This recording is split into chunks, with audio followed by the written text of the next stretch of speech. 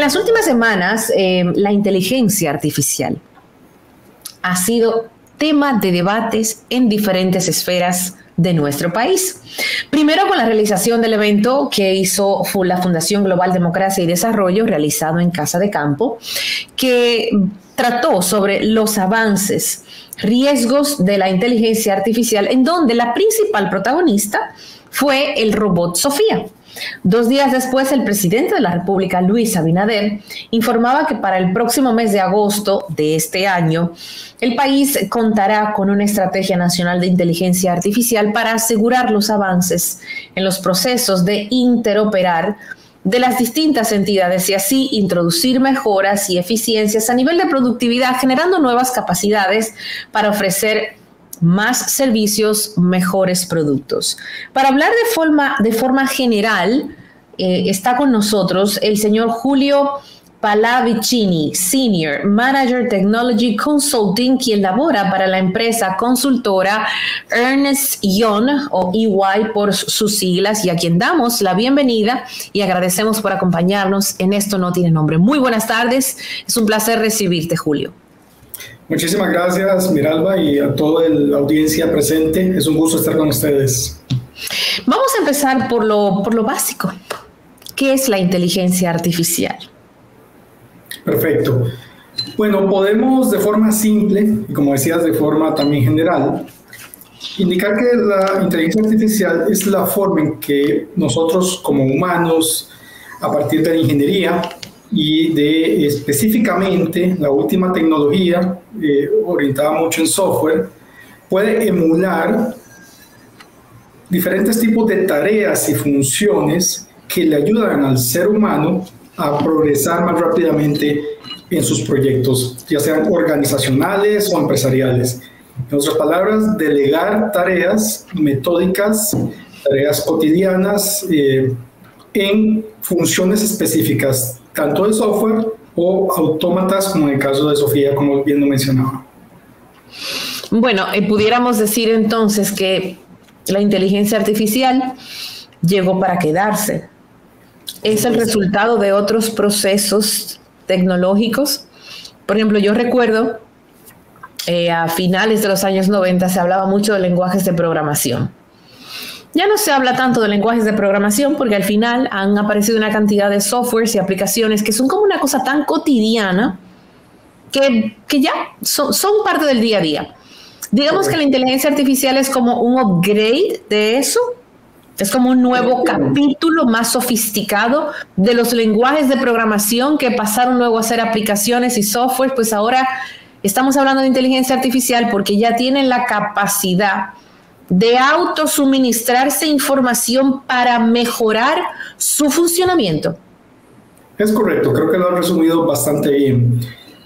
Hoy por hoy la inteligencia artificial se basa en algoritmos. ¿Y qué son los algoritmos? Pues eso, explíquenos por favor lo que son los algoritmos, porque en este país se habló mucho de algoritmos y de manera no muy didáctica ni académica. Muy bien. Bueno, podríamos definir a alto nivel los algoritmos con programas evolucionados que ahora no solo efectúan una tarea específica, sino que se les programa, se les enseña a cómo aprender de diferentes fuentes de información. Y esas fuentes de información, como ustedes saben, son increíblemente amplias. Desde bases de datos que contienen el histórico de cómo una empresa ha evolucionado en diferentes temas financieros, ventas, mercadológicos, operativos, ¿verdad? Hasta otras fuentes de información que hoy por hoy abundan en redes sociales.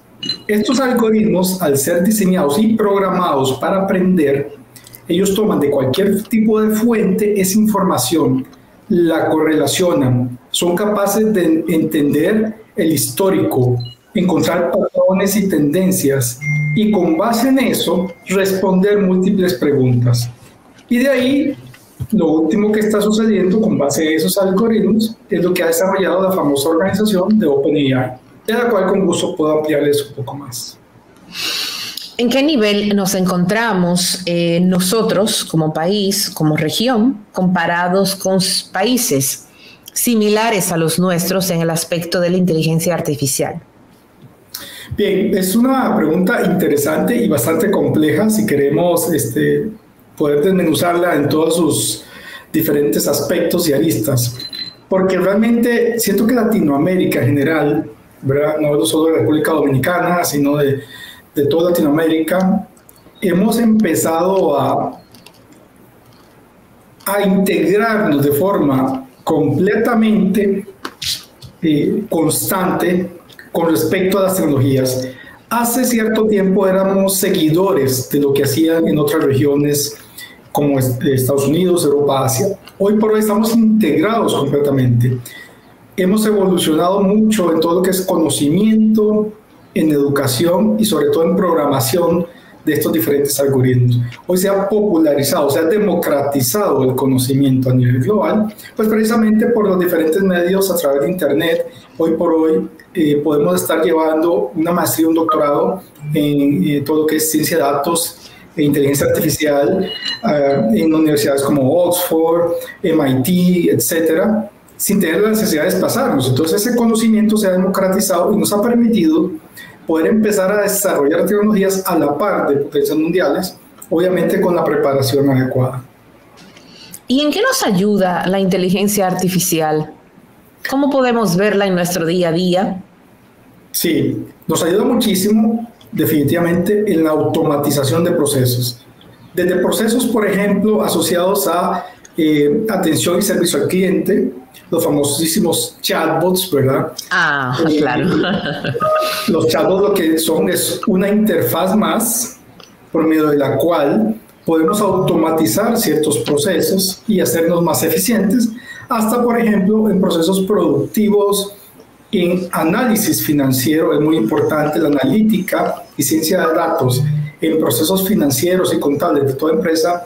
Nos hace ganar muchísimo tiempo, el cual a la vez es dinero, es plata, ¿verdad?, que dedicamos automatizándolos y mejorándolos. De hecho, mucho de lo que las empresas de hoy están dedicando en tiempo y recursos e inversión es en automatizar estos procesos y mejorar la precisión. El error humano tiende a desaparecer en muchos de los cálculos, y parte de eso se ve cuando, por ejemplo, utilizamos una tecnología que se llama RPA, que es Robotic Process Automation, basada en precisamente toda la parte de Intelligent Automation, que es una rama más de inteligencia artificial. Cuando mencionabas que eliminaría el error humano, ¿implica esto de alguna manera que los seres humanos podemos ir perdiendo plazas de trabajo por causa de la inteligencia artificial? No, yo no lo veo como un riesgo, y cuando hablaba de error humano probablemente se minimice, porque también pues todos los autómatas y todos los programas se basan en porcentajes de error. La idea es minimizar los errores, no desaparecen del todo, porque es parte de su aprendizaje. Correcto. Si no tuviéramos algo que aprender, ¿verdad?, seríamos entidades perfectas. Igual sucede con los programas. Los programas tienen que detectar errores para ver cómo mejorar. Ese es el aprendizaje, básicamente es la emulación del aprendizaje humano. Y en cuanto al riesgo del trabajo, yo no lo veo así, yo veo más bien que lo potencializa. ¿Por qué? Porque nos vuelve en entidades más especializadas. Si antes perdíamos mucho tiempo transcribiendo, imaginemos una persona transcribiendo del papel a una hoja de Excel, copiando datos, ¿verdad?, constantemente. Hoy por hoy la inteligencia artificial nos permite tomar una imagen de ese documento, entender lo que viene en la imagen, transcribirlo automáticamente, y entonces ahora el interés humano, el profesionalismo se va a basar en analizar los datos y no en transcribir los datos. Entonces, en ese sentido, creo que lo que hace es reenfocar nuestras habilidades y capacidades en hacer tareas más inteligentes de mayor valor agregado a las empresas. Eso también depende de que nosotros tengamos la capacidad de enfocarnos en tareas inteligentes más que en tareas manuales y repetitivas. ¿Y cuáles son los riesgos que presenta la inteligencia artificial? Porque no todo puede ser positivo.